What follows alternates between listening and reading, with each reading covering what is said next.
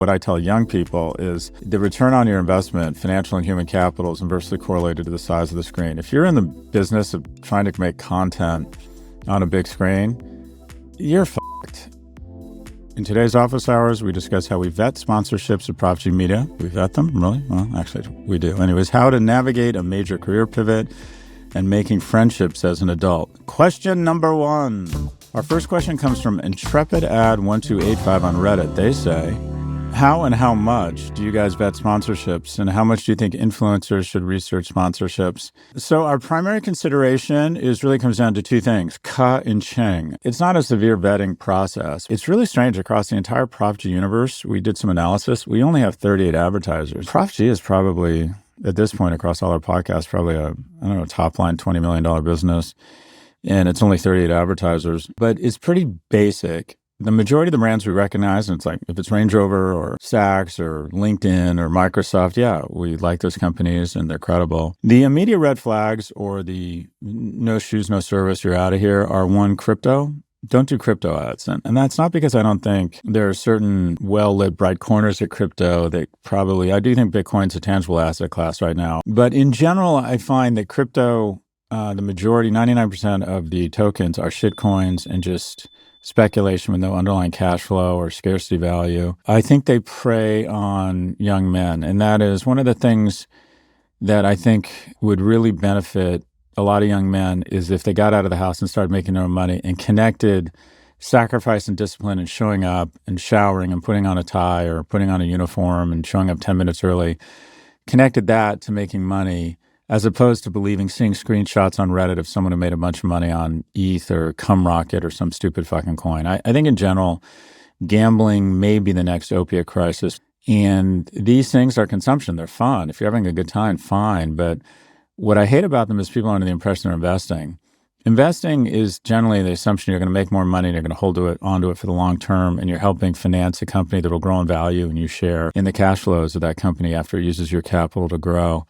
That is not what crypto is.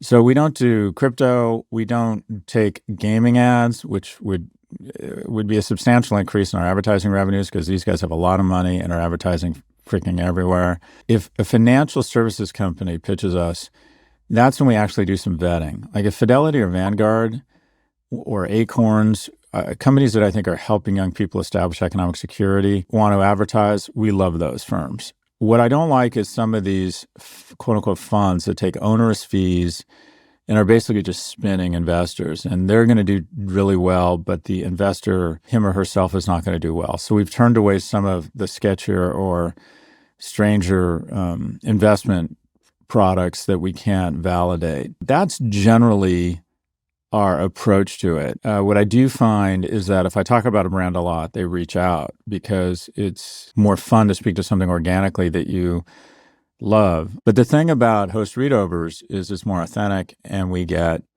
about $45 CPM. CPM cost per 1,000. Get 1,000 people listening to your podcast. An advertiser will pay $45 for an ad that reaches those 1,000 people. And it's because when you hear my voice, you're less likely to skip the ad and you're more likely to believe I like the product. And I do like the product. I've had an American Express card for 40 years. I've had a black card for 30 years because it makes me feel important. It's basically a platinum card sprayed black that I pay $5,000 a year.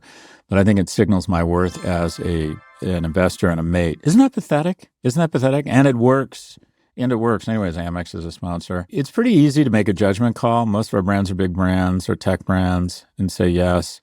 Occasionally something's weird. We do a little bit of diligence. I don't know if you have a marginal or moral obligation. Look, it's a capitalist society. If people want to spend money on your pod, fine, and it's legal. But I don't want to be seen as spending a ton of time talking about the struggles of young men and then endorsing products and mendacious fucks. Like I like public.com. They don't pay for order flow. I find them more responsible. And I think Robinhood are, what's the term?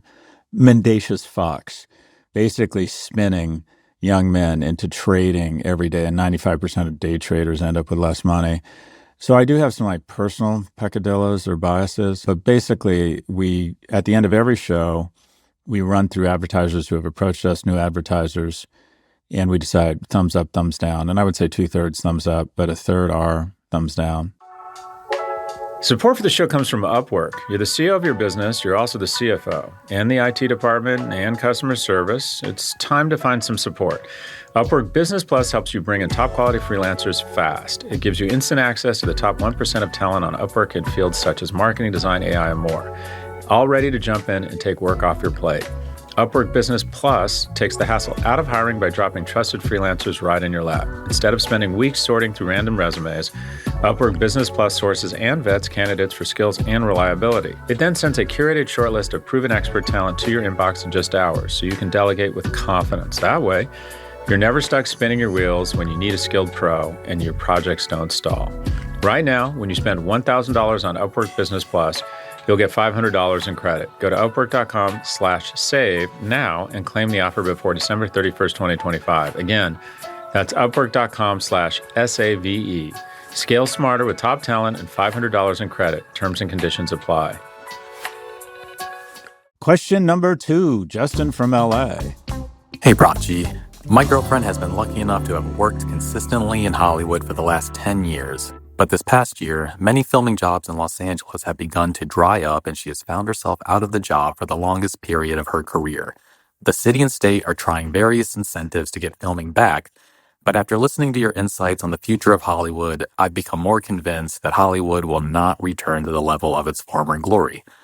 I've been trying my best not to sound too alarmist about her industry, but I've also been hinting that she may need to consider a more steady work arrangement if these gaps become longer and longer. She loves the industry, and leaving it fills her with trepidation. As someone who has rebuilt himself more than once, I'm wondering what advice you have for someone that not only has to rebuild themselves, but also has to reinvent themselves and their career. What suggestions do you have for someone going through the biggest pivot of their life? Oh, Justin, this is a tough one. And content production, the spending is actually level. It hasn't gone up. It's level globally. The problem is it's essentially flowing downwards from a big screen to a medium-sized screen and TV, but mostly to a mobile screen. So what I tell young people is the return on your investment, financial and human capital, is inversely correlated to the size of the screen. If you're in the business of trying to make content on a big screen, you're fucked. Her industry is in structural decline or malaise. And then to add insult to injury, Los Angeles is really struggling. And Los Angeles has been struggling for about a decade because the cost of production there is just more expensive and they don't have the tax credits. So I think that being in your industry in LA, like I'm outlining all the reasons why she's struggling, which doesn't help in terms of what to do next. So there's a couple things. Is there a geographic arbitrage? Would she be better being somewhere else if she's already ready to travel? I don't know if you have kids, but she might have to. I'm good friends with an actor who's killing it right now and has been in a bunch of the top movies. And he's in Budapest, and then he was in LA last week, and then he's doing all sorts of stuff all over the world, and he's geographically flexible. He just kind of goes where the work is or where the money is. The standard for what you do next is, one, you look at your skills and think, where would my skills be applicable somewhere else? If she's in charge of scout location, the people who come, I've had my place rented for movies a couple times and a team shows up and figures out if it's the right place. If you're in charge, if you're a line producer or the person who actually makes this shit happen. They filmed Westworld on my block in Soho, and I thought, whoever's organizing this would be a great event planner. Do you have organizational skills, ability to recognize talent, manage a bunch of vendors? Okay, have you considered saying to your next friend who has a wedding, I would like to plan your wedding. What are you doing? There's going to be more and more money in event planning. I just came up with this, and I really like this, because people are now recognizing that experiences matter more than things. Rich people have a lot of money, and when they throw their kids' bat mitzvah, they're not spending 20 grand, they're spending 80 grand. That's just an example. I'm not suggesting she should be an event planner, but sit down and write down what are the skills required to do what she does in Hollywood, and then just take the term Hollywood out and say, where might these skills also be applicable? Also, be open to asking for help, and that is reach out to a bunch of people in the industry, or better yet, people who were in the industry and made the successful transition out if she's looking to get out. The other thing is, if she's decided, look, ride or die, I'm staying in LA for whatever reason, maybe you have a good job there, maybe her family's there. I would say that the best way to get a job is to be as social as possible, and that is to go out and be as social and meet people, tell them you're looking for work, be aggressive. I think a lot of times people in certain industries are used to people calling them and having a certain amount of demand. Get off your heels onto your toes, be more social, be out, be networking.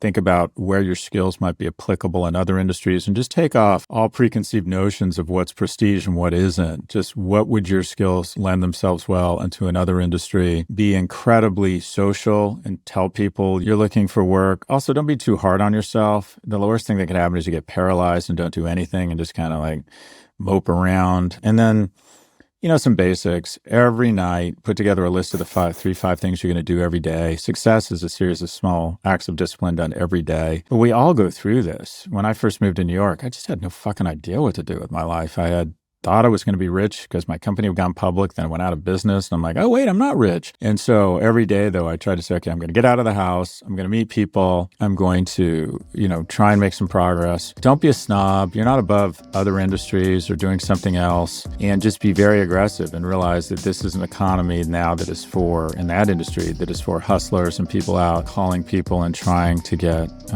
meetings. Sorry I can't be more prescriptive and more helpful here. I think that industry is going through a pretty serious shift.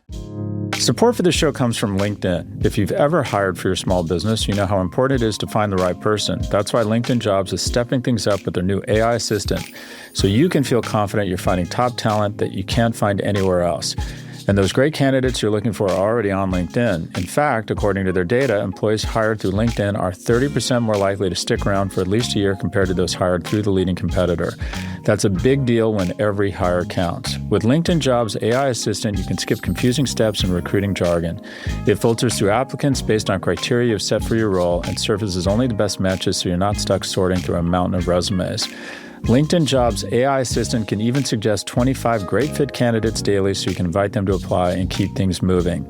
Hire right the first time. Post your job for free at linkedin.com/prof, then promote it to use LinkedIn Jobs' new AI assistant, making it easier and faster to find top candidates. That's linkedin.com/prof to post your job for free. Terms and conditions apply. Support for the show comes from Chime. If time is money, then using a clunky, outdated online banking platform could be costing you. Chime gets that. Chime isn't just another banking app. They're changing the way people bank. They unlock smarter banking for everyday people with products including MyPay, giving you access to up to $500 of your paycheck anytime and getting paid up to 2 days early. Forget overdraft fees, minimum balance fees, or monthly fees. Chime is built for you, not the 1%. With Chime, you can build your credit history stress-free with your own money thanks to the new Chime card. Chime is not just smarter banking, it's the most rewarding way to bank. Join the millions who are already banking fee-free today. It takes just a few minutes to sign up. Head to chime.com/Prof G. That's chime.com/Prof G. Chime is a financial technology company, not a bank. Banking services, a secured Chime Visa credit card, and MyPay line of credit provided by the Bancorp Bank N.A. or Stride Bank N.A. MyPay eligibility requirements apply, and credit limit ranges $20 to $500. Optional services and products may have fees or charges. See chime.com/fees info. Advertised annual percentage yield with Chime Plus status only. Otherwise, 1.00% APY applies. No min balance required. Chime card on-time payment history may have a positive impact on your credit score. Results may vary. See chime.com for details and applicable terms.